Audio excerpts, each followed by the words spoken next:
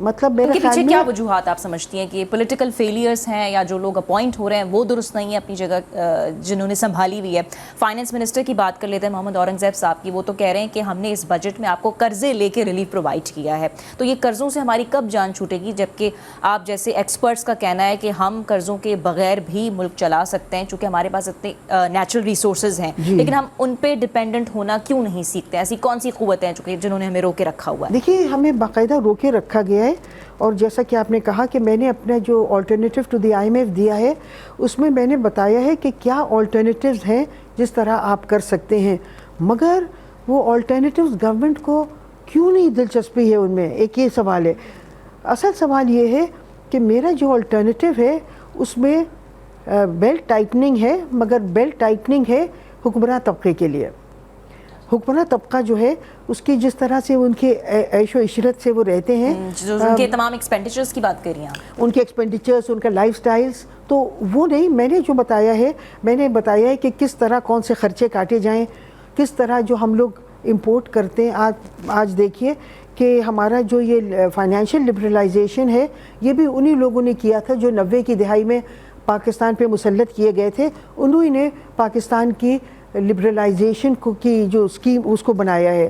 تو انہوں نے ایسا لبرلائزیشن بنایا ہے کہ پاکستان آج جو ہے وہ تمام تعیشات امپورٹ کر رہا ہے.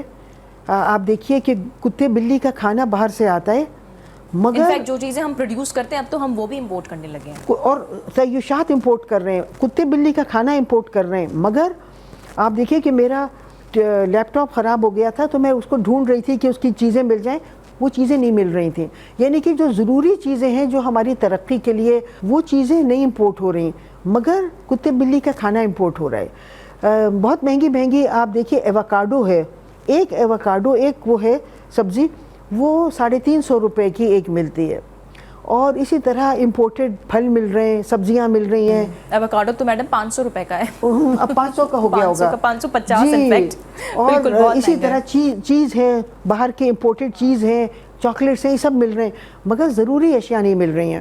ابھی بھی کوئی اگر چاہے ملک کو ڈیسٹیبلائز کرنے کے لیے ڈالرز خرید کے باہر بھیج دے، بہت آسانی سے کر سکتا ہے.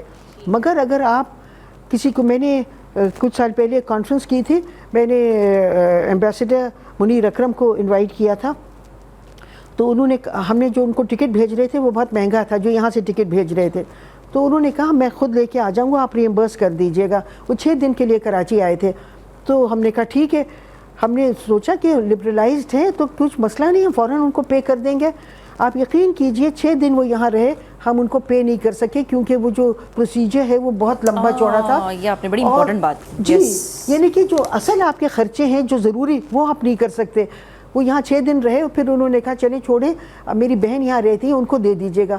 ہمیں 6 مہینے لگے ان کی ٹکٹ کی ریمبرسمنٹ میں. مگر اگر آپ چاہیں پاکستان کو ڈی اسٹیبلائز کرنا تو آپ بہت سے لوگوں کے بہت سے فورن سے ایکسچینج اکاؤنٹس ہیں، آپ ڈالرز خریدیں اور اپنے اکاؤنٹس میں بھیج دیں، منٹوں میں آپ ملک کو ڈی اسٹیبلائز کر سکتے ہیں.